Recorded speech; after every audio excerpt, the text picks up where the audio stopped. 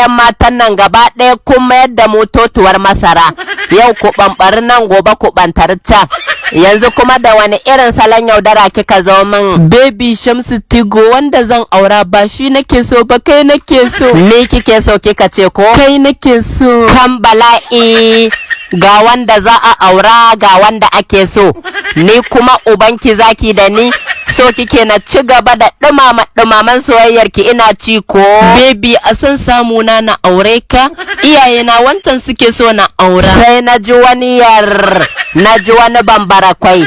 Yarinya kawai kice saboda ta kare min ne yanzu bana samun kuɗi zaki guje ni. Wane ne kuma yake kira na a lokacin nan?